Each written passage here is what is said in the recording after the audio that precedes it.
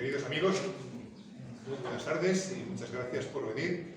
Sé que la página web ha estado interrumpida unos días y no ha funcionado el correo, de manera que a lo mejor somos menos de los que hubiéramos podido ser, pero los que estáis, os compensáis.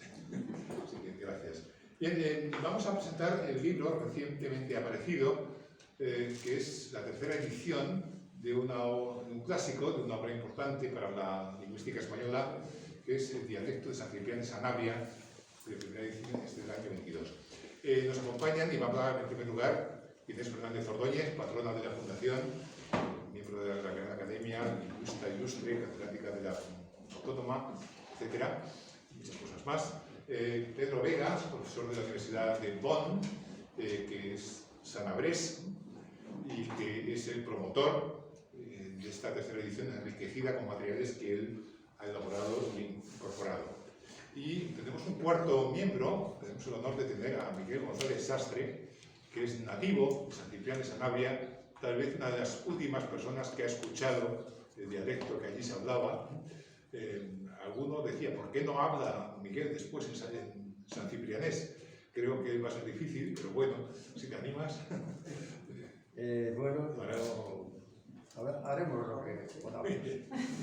Bien, además, Miguel es igual que Pedro para la tercera, es el que promovió una segunda edición, fue un mecenas del libro enriquecido con materiales de tipo catalán. Bien, de todo esto nos va a hablar inmediatamente Inés, de manera que tienes la palabra. Muchísimas gracias, Antonio. Bueno, es un placer, como siempre, estar aquí. Muchas gracias a todos por acompañarnos. Yo voy a intentar contextualizar el dialecto de San Ciprián de Sanabria, ¿no? Y por qué surgió el interés por justamente este pequeño pueblo de la comarca de la Puebla de Sanabria. En realidad, la historia nos la narra muy bien en la edición de 2001, de la cual es conmemorativa, esta que hoy presentamos. En los preliminares de esa edición, Diego Catalán nos lo cuenta muy bien. Y es que en las primeras excursiones filológicas patrocinadas por el Centro de Estudios Históricos, Tomás Navarro Tomás, en su búsqueda de límites lingüísticos del antiguo leonés, llega a Puebla de Sanabria y se adentra hasta San Millán. Y entonces, hasta San Ciprián, perdón. Y la gran fascinación por San Ciprián, y guarden este dato en la memoria, es que encuentra plurales femeninos en es, del tipo lesbaques. O algo así. Y en las, esvaques, escases, etc. Entonces estos plurales femeninos en es se van a convertir en casi un tótem de la filología lingüística, de la filología española, perdón, no tengo mi día, de la filología española, porque Menéndez Pidal va a postular sobre ellos distintas teorías. Se dan actualmente en la parte del asturiano central, y Menéndez Pidal, en Orígenes del Español, en vista de la aparición de estos plurales femeninos en la zona de Sanabria, en vista de la aparición de estos plurales femeninos también en el mirandés, en el asturiano que se habla en Portugal, y también en una pequeña comarca de Salamanca, el Rebollar, y en concreto en un pueblo que se llama El Payo, postula una teoría según la cual unos repobladores asturianos habían desplazado a estos territorios y habían llevado en época muy antigua los plurales femeninos en es. Posteriormente, en los años 60, cambia de opinión y piensa que estos plurales eran una evolución autóctona y que en realidad representaban el estado primitivo de la lengua romance en la península ibérica y que por tanto, por eso esos plurales femeninos aparecerían en el mozárabe, igual que en asturiano, y en estas comarcas aisladas de Zamora, de Portugal, de la zona de Miranda do Douro y de Salamanca. Bien, es justamente ese dato el que le transmite Tomás Navarro Tomás, los plurales femeninos en es. Es maravilloso, he encontrado estos plurales. Y entonces, 2 años después, Américo Castro se desplaza también a San Ciprián de Sanabria y los vuelve a encontrar. Bien, no sé si es por este entonces que se le sugiere a Krüger que visite también esa zona, pero es cierto que Fritz Krüger, por esos mismos años, entre 1911 y 1912, realiza unas encuestas en todo el dominio leonés no asturiano sobre la evolución fonética de los dialectos, ¿no? Este libro, que no se ha traducido al español, que se llama Studien zur Lautgeschichte der spanischen Mundarten. Eso es como estudios de historia fonética o de los dialectos del occidente de España. Bueno, este libro a Menéndez Pidal le tuvo que fascinar. Se publicó en Hamburgo, primero en 1913 en un artículo y luego se publicó en forma de libro en Hamburgo en 1914. Y este libro, recientemente he tenido la ocasión de estudiar las fichas de la parte de fonética del archivo lingüístico de Pidal, y este es uno de los libros que está resumido al pormenor, es decir, hay ficha tras ficha, resumen de todos los pormenores de este libro. Es decir, que a Menéndez Pidal ese libro le debió impresionar muchísimo, porque incorporó un resumen muy detallado de todos sus contenidos en su fichero fonético.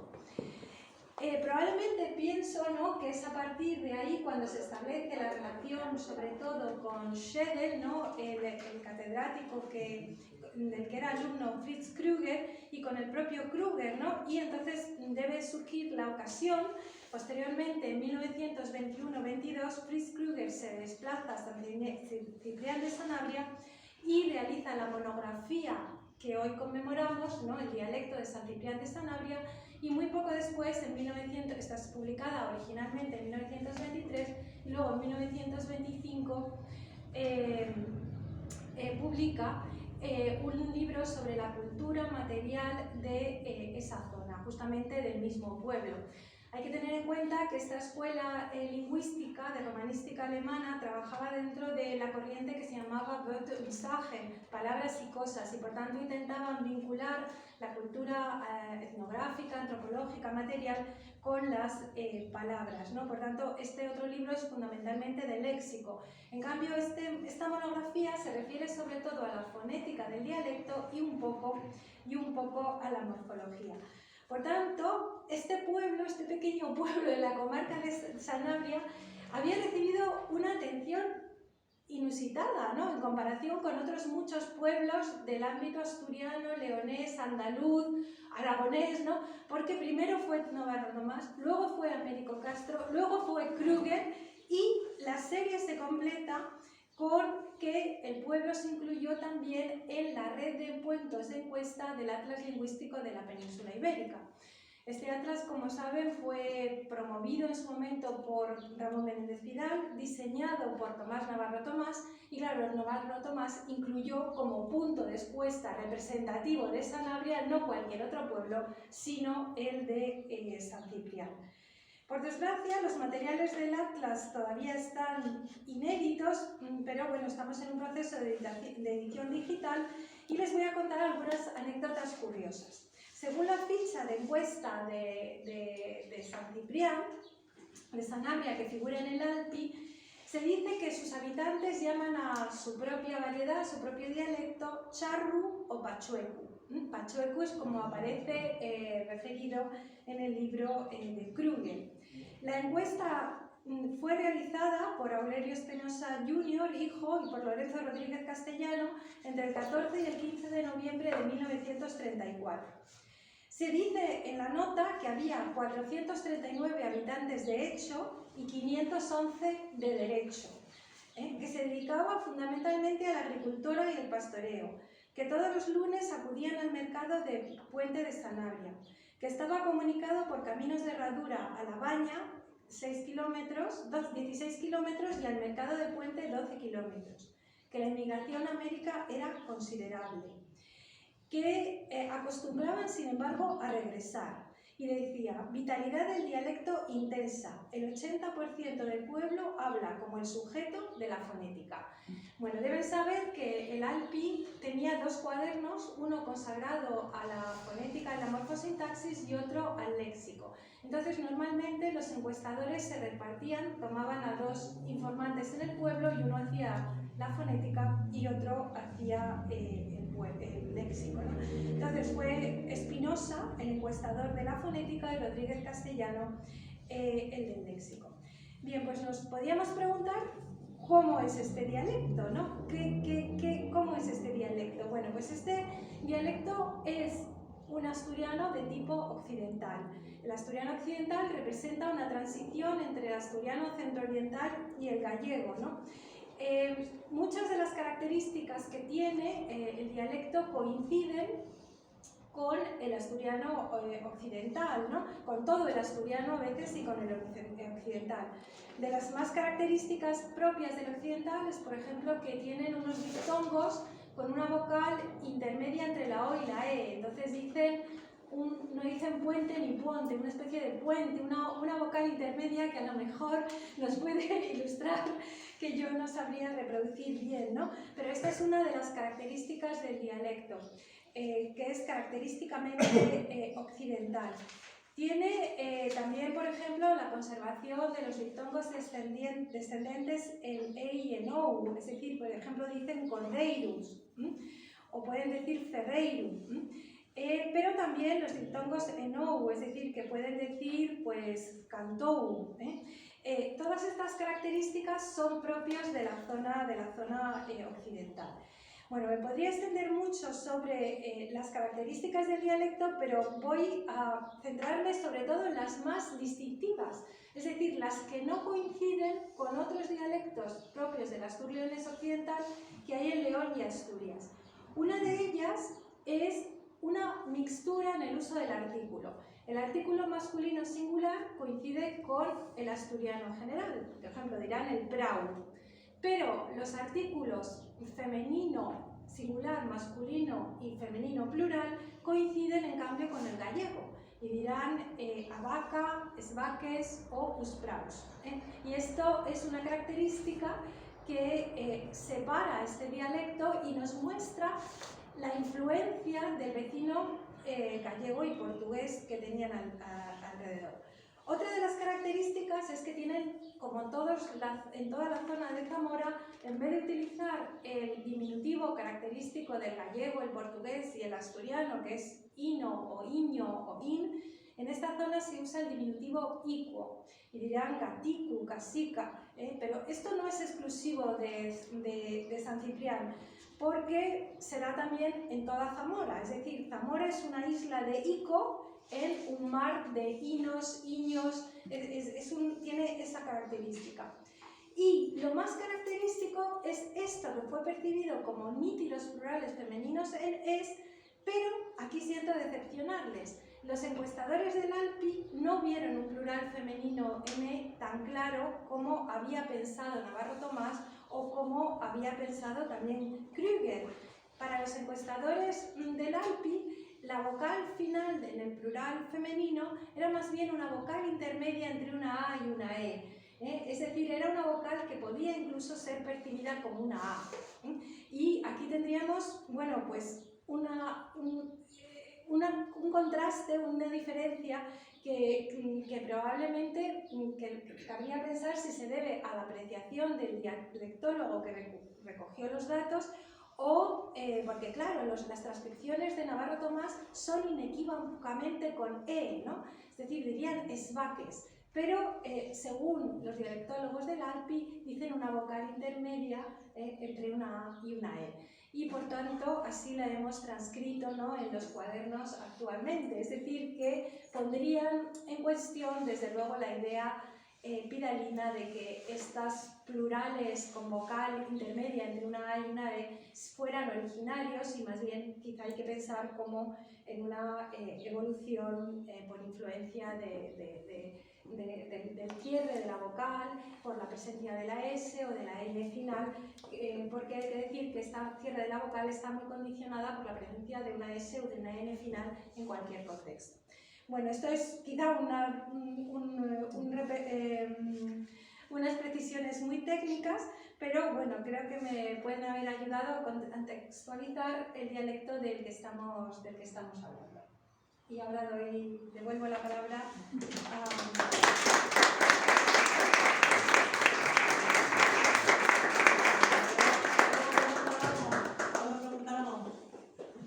No, que todos estos hablaban pero no leían.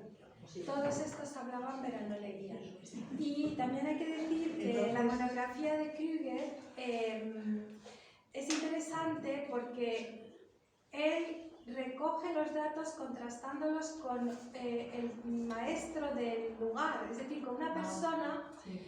Dice que contrasta con los informantes, pero digamos, la sistematización depende mucho de un informante intermedio que vive en San Ciprián.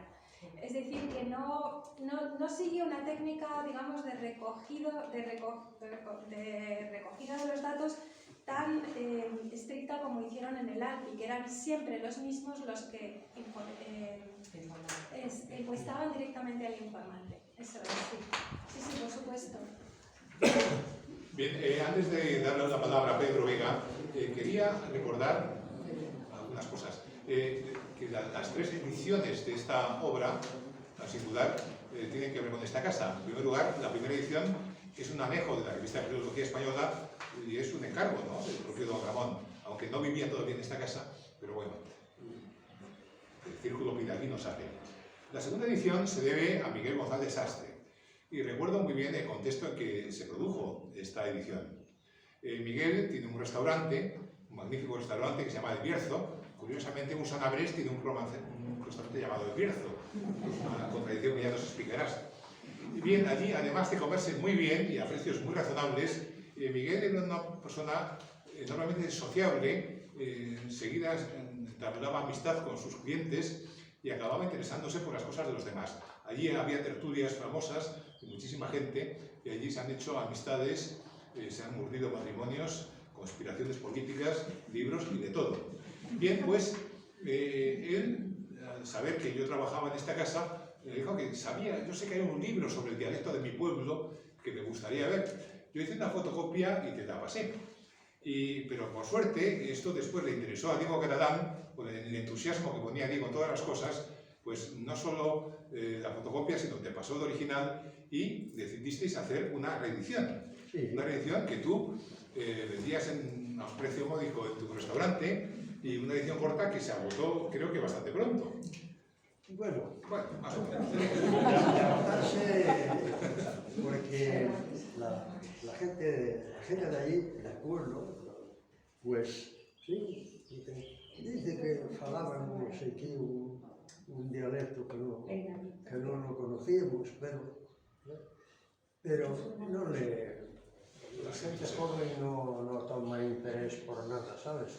Yo lo que publiqué, pues se vendió, y todavía quedan unos ejemplares, se vendió en Puebla de Sanabria, en el Puente, en todo por ahí, las tiendas que había, pues yo llegaba, oye, mira, este libro, toma, déjalo ahí, y vale tanto, pues se llevaba una comisión, y así fue como se fueron vendiendo, pero porque se vendieran en el pueblo por la gente, nada, y en el pueblo varios de los que lo tienen es porque se lo regalé yo. Si no, Yo creo que vendiste más en el restaurante que en el pueblo, seguramente.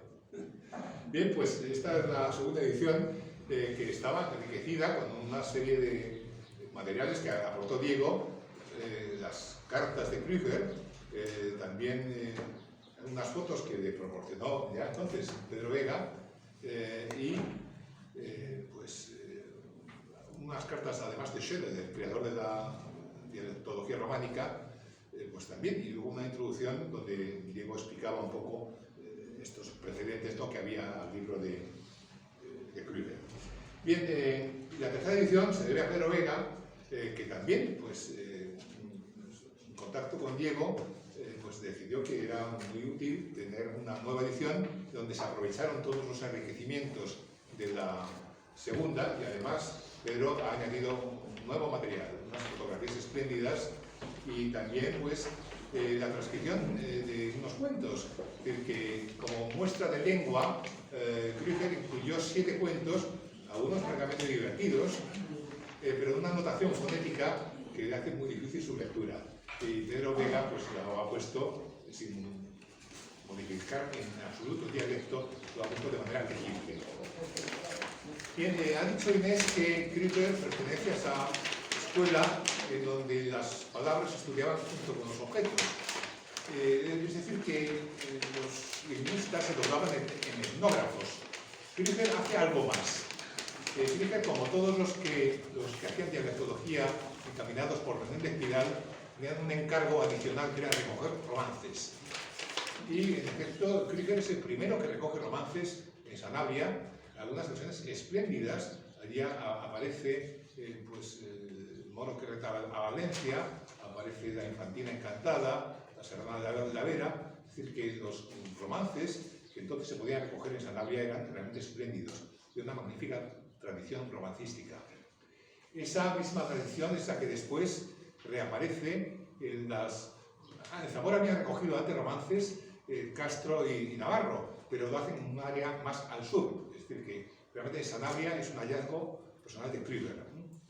Bien, esta tradición de romances en Sanabria, Diego era muy consciente de ella y él, junto con Galmés, exploraron de nuevo el romancero de Sanabria y siguió habiendo resultados fantásticos, entre ellos la versión del enamorado de la muerte, más hermosa y más completa que se conoce en todo el romancero hispánico. Después, lo recordaba Vega, hay un profesor suizo, Hans Kundert, que también recoge en solo 4 pueblos, en Cadabor, en Vicente, en Guadramil, en Portugal y en Abranes, recoge una estupenda colección de 60 romances. Y por último, pues las encuestas de Seminario Menéndez Pidal, también nos fijamos mucho en la zona de Sanabria porque seguía aflorando un romancero espléndido. Es decir que Krüger inaugura una tradición recogida en un área privilegiada por las buenas versiones que allí se conservaban. Bien, enseguida va a hablar Pedro Vega. Yo quería recordar también que Krüger pues, tiene el gran mérito de que es el que crea una revista, Volkstum und Kultur der Romanen, más o menos Volkstum, folklore, ¿no? Cultura de los pueblos románicos. Es una revista espléndida que se publica entre el año 28 y el 43, donde aparecieron artículos de Amado Alonso, de Montesinos sobre las cartas de Valdés, aparte de toda la plana mayor de la romanística, de Wagner, Max Leopold Wagner, Mayer Lübke, algunas cosas. Es decir, que es la gran revista moderna, porque antes estaba la Zeitschrift für manche Philologie, pero esta Volkstum und Kultur es una revista también etnográfica, en donde hay muchísimos trabajos sobre eso, sobre el mobiliario popular, sobre no solo lingüística, sino también literatura. Bien, esta revista muere con la Segunda Guerra Mundial, pero después es la antecesora de otra revista importantísima que todavía sobrevive, el Romanistisches Jahrbuch, que se sigue publicando hasta hoy día, y es también una de las revistas de la romanística más importantes. Bien, no sé si Pedro va a contarnos un poco los avatares posteriores de Krüger. Sabéis que tuvo ciertas afinidades con el régimen de mando, de manera que después de la guerra se va a Argentina, en donde es capaz de crear escuela en la Universidad de Cuyo. Ahí tenemos un magnífico homenaje que se le hizo un poco antes de morir, 2 tomos que son, hay trabajos de La Pesa, de Caro Baroja y en fin, de toda la etnografía de la filología española del momento, ¿no? Realmente es una obra espléndida. Aquí en la mesa tenéis algunas de las muchas cosas que hizo Krüger. Él, además del occidente peninsular, de Asturias, de León, Galicia, Zamora, le preocupó muchísimo de los Pirineos, ¿no? Él tiene varias monografías sobre la cultura material del Alto Pirineo. Bien, nada más y por favor, Pedro, tienes la palabra. Gracias.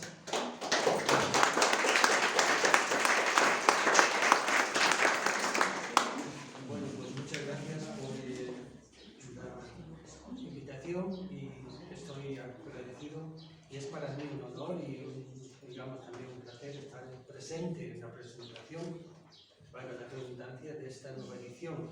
Yo quería subrayar lo que ha dicho Inés antes de pasar a la parte que me corresponde, y es que efectivamente Krüger sí se ocupó fue su último libro de fonética, hablando en diferentes ramas, es decir, el libro que escribió sobre Sant Cibrián fue el primero en castellano yo no sé si ese libro se hubiese publicado en alemán, hubiera tenido la repercusión que tuvo, y efectivamente el último, porque a partir de ahí, en este viaje a Sanabria, Krüger estaba en contacto con el otro gran romanista que, por diferentes motivos, tenía cátedra pero no estaba obligado a dar clases.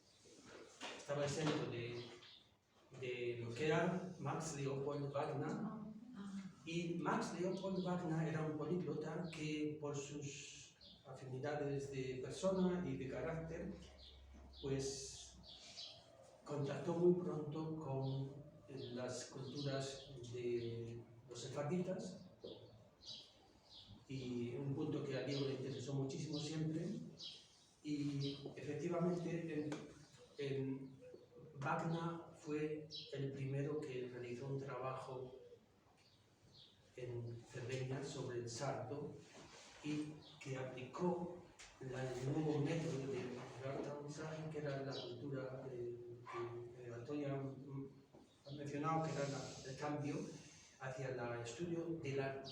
Es decir, el estudio de las palabras va unido a la función que tienen las cosas. Que hoy día, por ejemplo, en muchos, si estudiamos digamos, un texto de las instrucciones técnicas que son legibles e entendibles, en ese sentido podemos ver que tuvo Krüger ya en sus primeros trabajos una precisión en la cultura material, si era un molino o si era un telar, exactamente con el dibujo, con las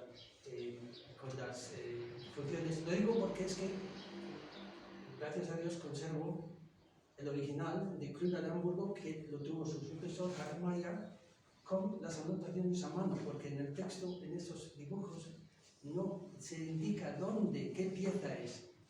Krüger y su alumno, Harry Mayer, anotaron con lápiz en ese dibujo exactamente con A, B, C lo que corresponde. Y eso es un trabajo que estoy todavía sin terminar, estoy tratando de terminar, pero que es excelente. Y eso da una muestra de la precisión, ¿no? Bien, pues Krüger, como estamos en Saint-Cyprien, Krüger en este primer momento realizó varios, yo quiero decir de alguna manera, el dialectólogo, en trabalenguas, tendría que estar muy bien preparado, si es buen dialectólogo, y yo he notado que tenía que tener mucha pericia en la fonética.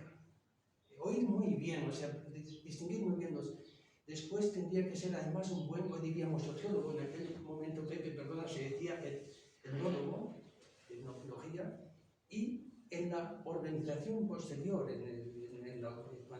cuando se trabajaba en los materiales y elaboración, tenía que ser a la vez fonólogo, otra vez tenía que ser morfogramático, lexicógrafo, tenía que entender de todas las materias y también de etimología. Bien, pues yo...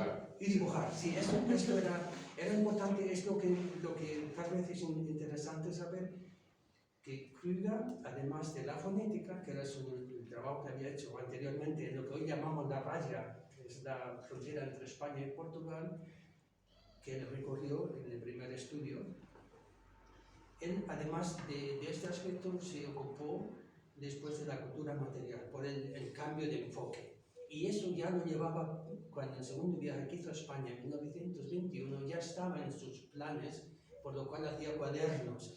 Y tenía un método, que hoy diríamos tenían realizados. El uno era para don Ramón, que le había encargado sus encuestas, y el otro ya en el sentido de su amigo y de Schuchart, de hacer un estudio de la cultura material, que era de toda Sanabria y las zonas colindantes, que hoy sabemos que es la provincia de León, Lugo, Orense, Trás-os-Montes. Es decir, un recorrido que creo que son 67 localidades a pie, y ciertamente, y esto sí que es que se debe al plan de don Ramón, en San Cibrián estuvo todo el mes de noviembre, intensamente, es decir, que vivió allí con los habitantes de San Cibrián y recogió el material de primera mano. Me parece muy importante, y también quiero resaltar que en mi encuesta que en 2007 realicé, la última vez que estuve un trabajo de campo a través del seminario de León, que es difícil encontrar las informaciones, que mucha gente tiene todavía el complejo de inferioridad de la montaña, de que creen que habla mal y que no quieren que se les entreviste. Por cierto, en San Ciprián tuve que recurrir a Miguel y a sus amigos porque era imposible encontrar gente dispuesta a este tipo de trabajos. Y quiero aquí referir una anécdota de Krüger.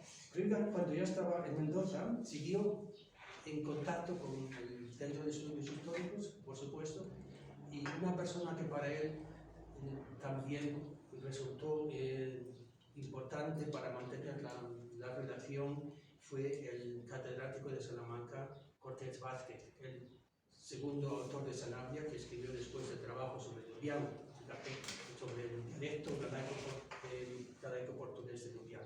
Bien, pues él escribe en 1954, ya en Mendoza: veo que usted ha notado, que quiere decir anotado, también en sus cuentos de Galende, etc.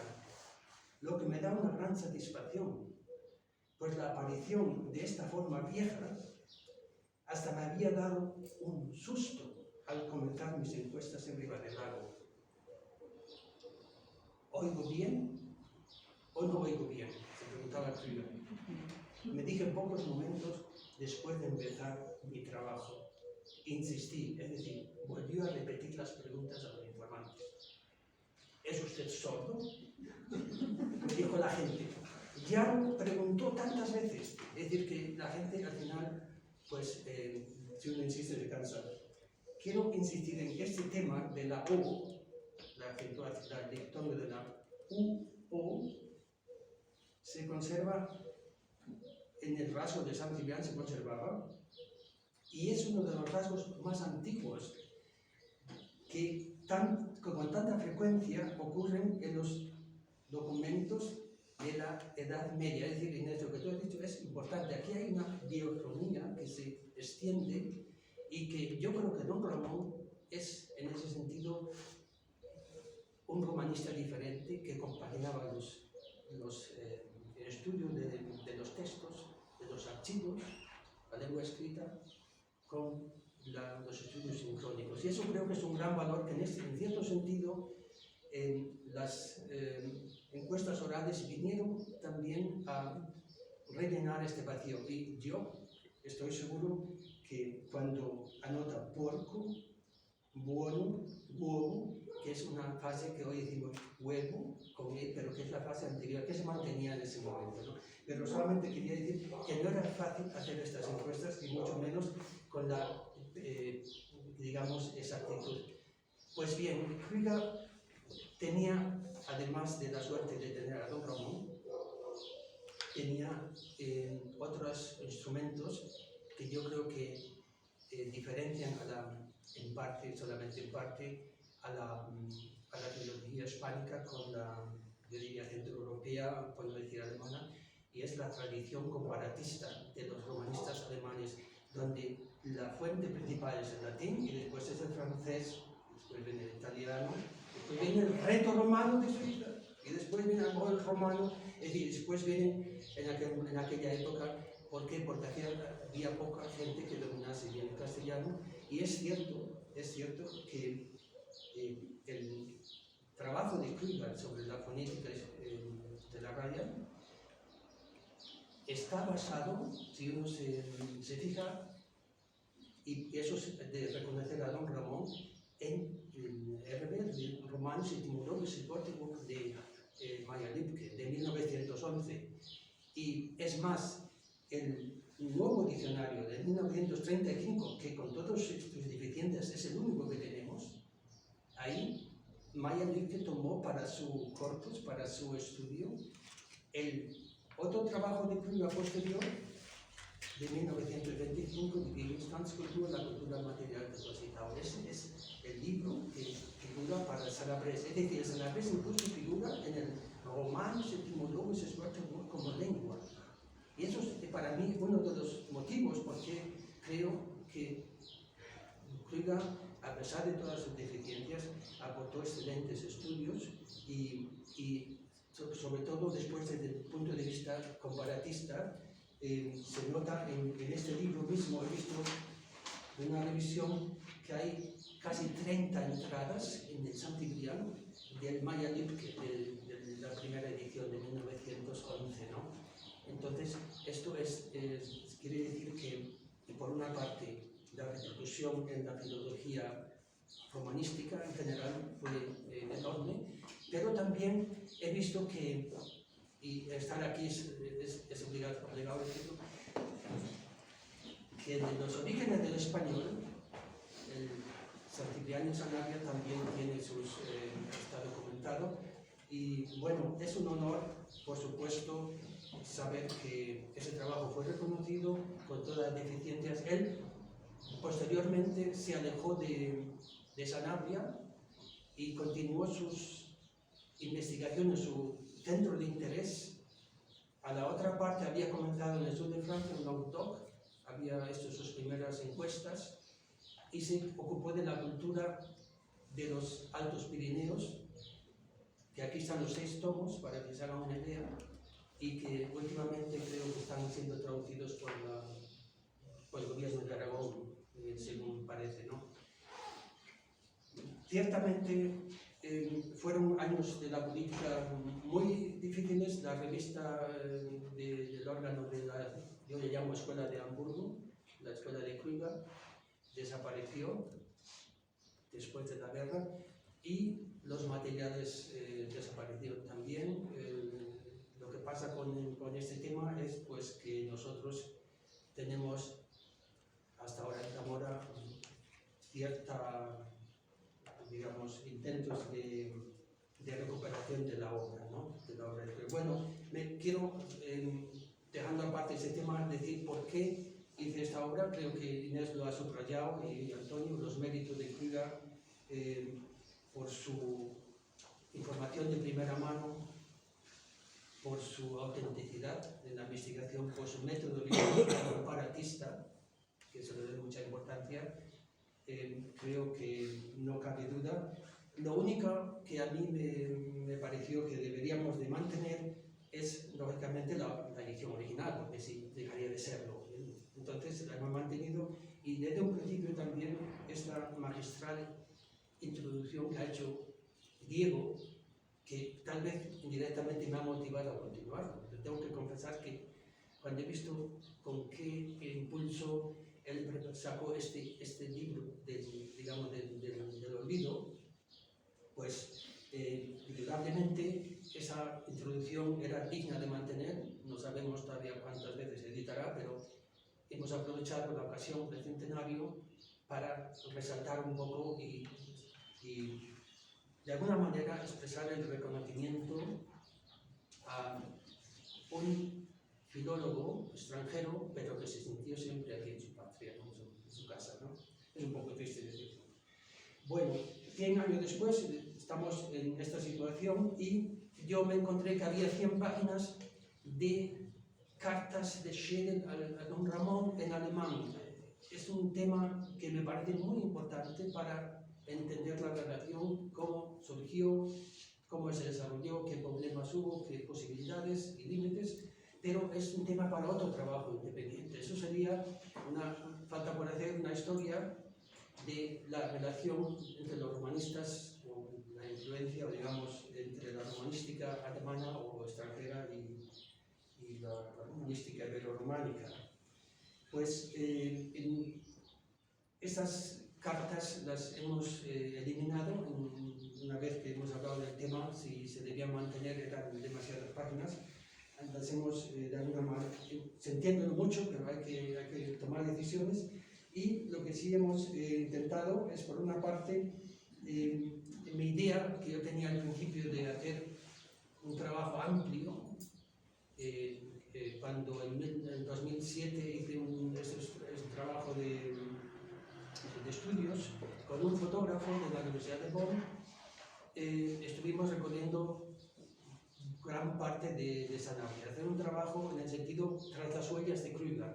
Entonces yo lo que pensé, bueno, me traigo un fotógrafo y hago los cuestionarios, que a mi manera como he podido, que están ya casi terminados, y después miramos cómo ha cambiado la situación, cómo ha evolucionado la lengua, y sobre todo lo que es manifiesto pues es que estas imágenes de Krüger, que él hizo en 1921, ahora en el 2007, son completamente, digamos, diferentes. Pero no obstante, y eso es lo que hemos puesto aquí, tuvimos la suerte de que los habitantes de Saint-Cyprien nos guiaron, y en la edición que tienen ustedes tenemos las mismas imágenes, pueden encontrar las mismas imágenes de 1921 y en 2007. Y entonces la cuestión era si las ponemos en color o en blanco y negro. Al final nos optamos por los en color. Y efectivamente creo que es para el lector interesante, es una pista del trabajo de Krüger, cómo trabajaba. Otra cosa que me parecía relevante, y eso sí, es la correspondencia de Schedel, la habíamos eliminado, pero la de Krüger con Don Ramón, una suerte de maestro y tal vez también colega, no sé cómo llamarlo, es un poco difícil de... Pues esas cartas decidimos traducirlas, transcribirlas y traducirlas al castellano, de manera que el lector que no sepa, que no domine el alemán, puede leer las mismas cartas en alemán y después posteriormente también, y lo único que he hecho en lo que me fue posible, y perdonen si hay errores, es anotaciones de cuando en una carta aparece muchas gracias por su artículo, decir, bueno, este artículo cuando se publicó, en qué época, porque para el lector que tenga interés le puede sugerir continuar en ese tema, ¿no? O sea que la transcripción, traducción y notas es culpa mía, y después, al final del vocabulario, hemos ya como Antonio ya has comentado antes, era mi deseo expreso de que los cuentos de transcripción fonética, transcribirlos en una transcripción más o menos legible, que es, digamos, ortográfica. Aquí había un trabajo de Alvar, a quien con mucho gusto agradezco también conversaciones que tuve hace muchos años sobre Krüger. Él conoció a Krüger en persona y estuvo interesado en traer todo el fondo, los legados de Krüger de Mendoza para la Real Academia. Al final no fue posible, no sabemos por qué, pero se quedaron lamentablemente y en parte se han desaparecido. Pero Alvar viajó expresamente a Mendoza con la intención de traer toda la biblioteca, todos los libros. Y, en fin, son las cosas de la diáspora, como digo yo, de estos temas.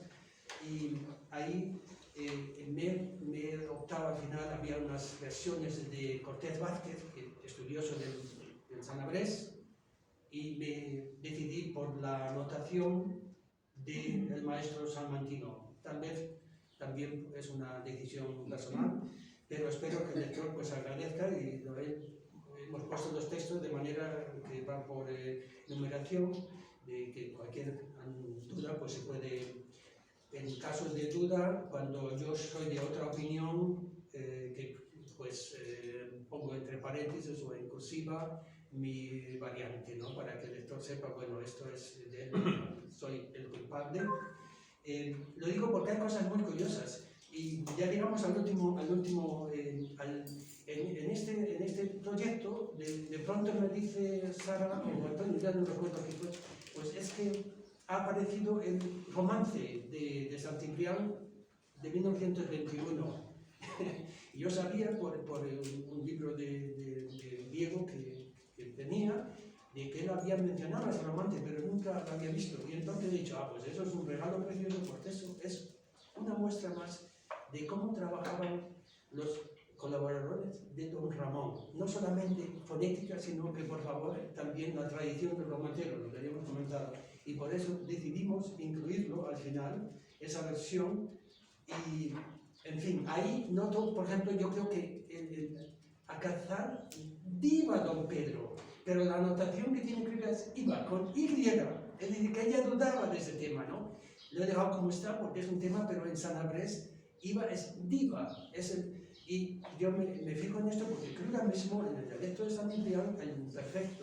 El verbo es diva, lo cual también ha sido tratado no solamente por Cluga, por Alvar, etc. Es un tema conocido. Y en fin, hemos procurado, o mi finalidad era, al final, pues hacerlo legible, actualizarlo, enriquecerlo con el material que hemos encontrado, que seguro que todavía hay mucho más que no hemos podido localizar. Y para terminar, pues nos sentimos de esta iniciativa, desde mi punto de vista, es un poco a la memoria de Diego Catalán. Yo, y creo que los que estamos aquí en esta mesa nos sentimos herederos, como escribo en la introducción, y deudores de su, digamos, admirable ejemplo, desinteresado y siempre en primera fila. Y creo que también hay que elegirlo, no solamente en este momento es Cluga, también es el centro y naturalmente Diego, aunque a veces hecho en menos. Muchas gracias por su atención.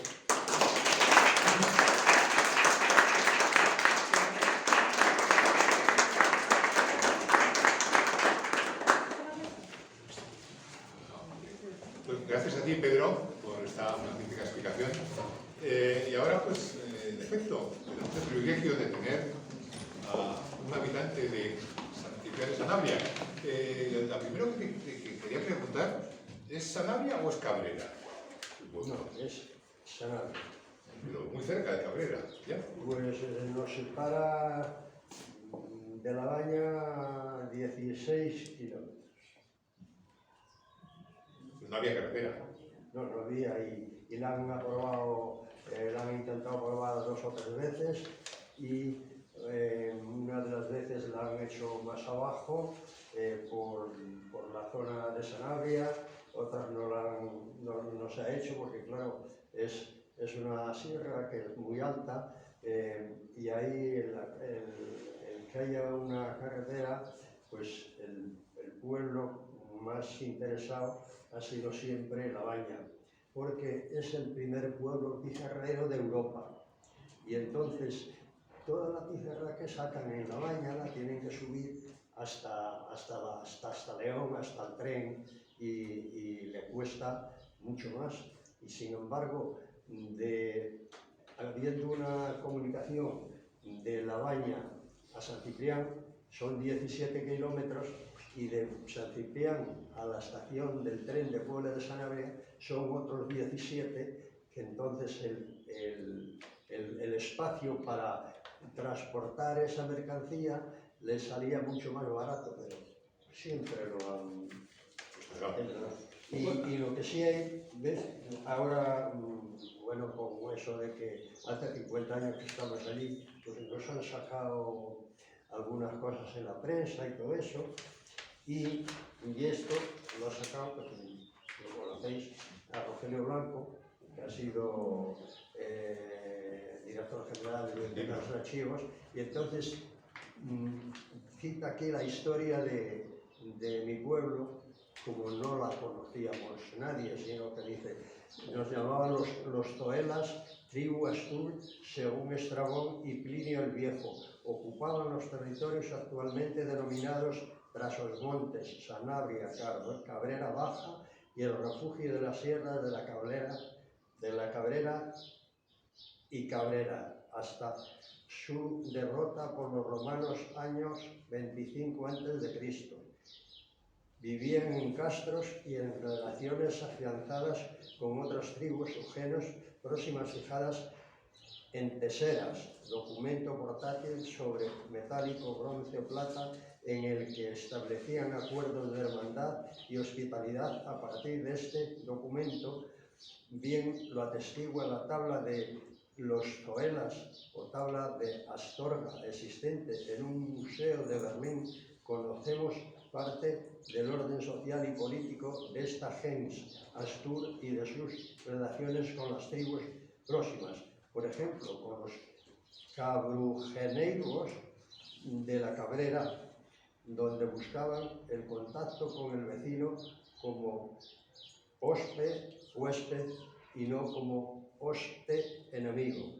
Tras la invasión romana llegó la sueve y la árabe, si bien fueron escasamente arabizados, sufrieron los saqueos de los reyes astures leoneses Alfonso I y Furuela, al tiempo que sobre su territorio libraban batallas civiles los bereberes de Tarik y los árabes de Muztag, y finalmente en el año 893 el rey astur Alfonso XIII ocupa, ordena y repuebla este territorio popular, patria restaurante eclesial, pasando a pertenecer al reino astur-leonés. Estos avatares quedan justificados por los asentamientos poblacionales siglo X de Sanabria, Calafacia, Calabor, Asurbial, San Ciprián, Asurbial.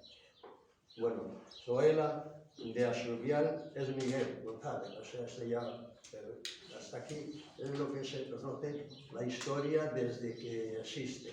Ya después esto de aquí ya, pues, lo citan como ya dándome a mí un poco de...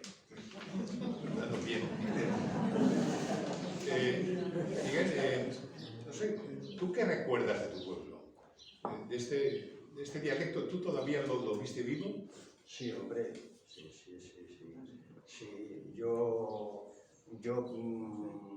Pues allí era lo que se hablaba. Allí, pues, todo lo he contado muchas veces como anécdota. Aquí, yo conocí a mi abuela materna toda la vida ciega, que yo heredé de ella el edema macular, y entonces pues tenía 7 nietos y estaba un mes en casa de cada hijo de los que tenía allí, y ella siempre decía, a mí me decía, el mi Miguelico. El mi Miguelico es el nieto que más quiero, porque es el que habla conmigo, los otros entran y salen de casa y no se sabe si es el perro o son ellos, ¿sabes? Y yo, pues sí, yo entraba y me decía, hola, ¿qué tal? Me preguntaba, ¿qué tal? Y entonces, en la cocina era como esto, estábamos en la cocina, ahí por la ventana de afuera pasaba la calle, y yo estaba en la puerta y pasaba una mujer que va con las vacas, y estuve hablando con la mujer, ¿no? Y al entrar para adentro me llama mi abuela, oye, Miguelico, ven para acá, a ver, cuéntame, esa mujer que iba con las vacas, que estuvo hablando contigo, ¿qué es lo que te decía? Digo, abuela, pues bueno, para dónde iba, con las vacas, las que tenía y todo eso. Era lo que... Tu abuela hablabas en dialecto. Tu abuela hablabas en dialecto. Claro, porque mi abuela, en la época de mi abuela, pues era el dialecto, el dialecto total. ¿Y cuándo crees que se perdió? ¿Cuándo empezó a perderse? Pues empezó a perderse a partir de que la gente fuimos saliendo de allí, y entonces algunos llegaron a Argentina, otros a Madrid, ¿verdad? Y ya sabes, pues se pierden las cosas buenas de los pueblos, se pierden porque creemos que por falar igual que falamos en casa en Madrid, que a nosotros nos llamaban charros por eso del dialecto que hablamos. Eso, charrico de San Ciprián, beber agua y comer pan, porque no había otra cosa. Charrico de San Ciprián, beber agua y comer pan. Quiero, si me permites, Antonio, el 5 de abril del 2007 anoté yo allí este dicho también, y es que ellos también las tenían con nosotros. ¿Recuerdas el artículo de Carlos Baroja, no? Con los vecinos. Y cuéntanos cómo llamabas a los de Murias, Muriatos, muriatos, muriatones, muriatos, muriatos, muriatos, muriatones, muriatones. o la gente rebatones, A los de Coso, el pueblo vecino de al lado. a los de Coso, Cousiellos, Cousiellos. Cousiellos. Y a los de Villarino, No, con los de Villarino ya no teníamos, pero con los que teníamos era con la zona de Barrio y Rábano. Barrio, Y, sí. sí, y a los rábanos, bueno, hemos estado con los rabanetos, ¿no? Íbamos al mercado del puente a vender una vaca o a comprar por fuera, y hemos estado con los rabanetos y, bueno, diciendo lo que tenían que hacer. Y otra cosa que allí había, que tenían mala fama, eran los de La Baña, que es el primer pueblo de la provincia de León. Pues con mi pueblo no tenían buenas relaciones, porque decían vaca buena y moza buena non sal de La Baña fuera. Uno del pueblo que quería comprar una vaca, decía, bueno, vamos a La Baña y tal, y lo ponían como el que buscaba una novia, iba a La Baña y le decían, uy, si sacas una novia de La Baña, y le decía, pues eso, vaca buena y moza buena non sal de La Baña fuera.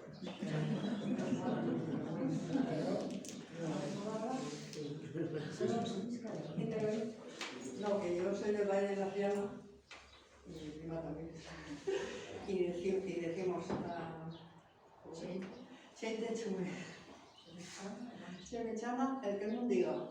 Cheite chume. Se me llama, no es del Valle de la Chatriana. Sí, es lo mismo, ¿no? Que es tu manera de hablar. Sí. La misma. Estamos al lado de la montaña, ¿no? Sí. También es Occidental. Villamino. Sí, sí. Villamino. ¿Alguna cosa más que queréis preguntar a Pedro, a Inés o a Miguel? Yo es que eso de mi pueblo, pues ya no se me han olvidado las cosas que me pasaron allí, que iba con las vacas y la única comida que había, un trozo de pan de centeno, un trocito de tocino de la matanza del cerdo y el agua que bebías por el monte. Y ese era el primer plato, segundo plato. El postre pues no se conocía.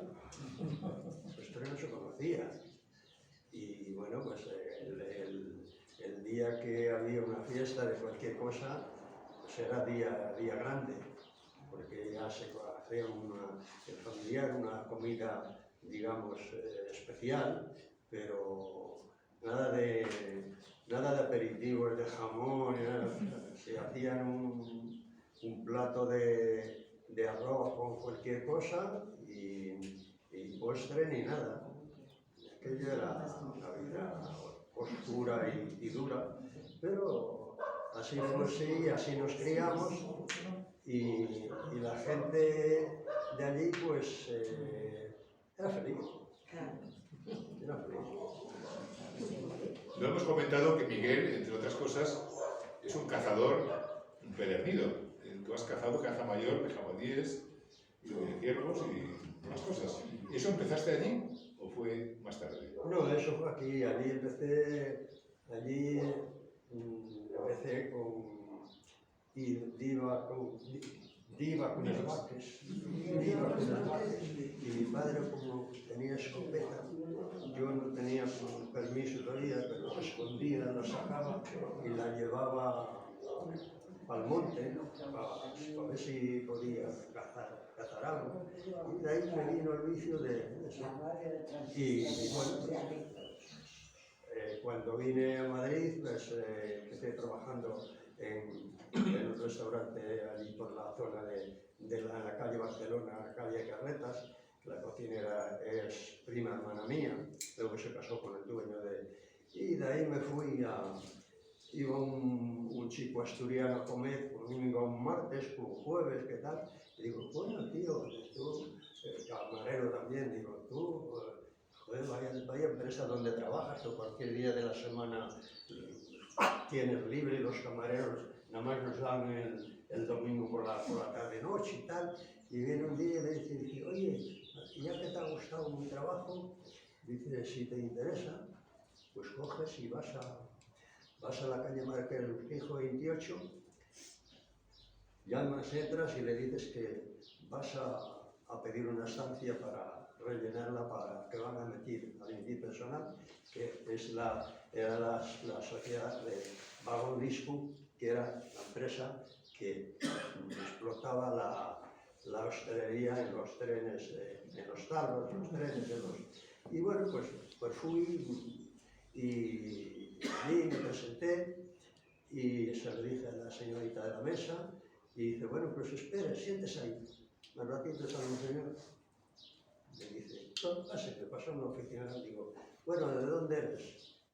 Digo, mira, soy de San Ciprián de Sanabria, de la provincia de Zamora, y dice, hombre, pues casi somos paisanos. Y dice, yo soy de Palencia, el último pueblo de la provincia, también de Zamora. Y bueno, y ya me preguntó qué es lo que sabía hacer. Y digo, pues mira, yo de cocina, como decía mi pueblo, no sé hacer nada. Dice, porque la prima mía era la que guisaba y yo pues le ayudaba a algunas cosas y eso. Digo, pero a mí, porque me dijo el señor, dice, aquí para ingresar aquí hay que saber también de cocina, dice, porque te puede tocar un mes un servicio de cocina y otro de camarero. Digo, pues mira, como somos paisanos, con toda la...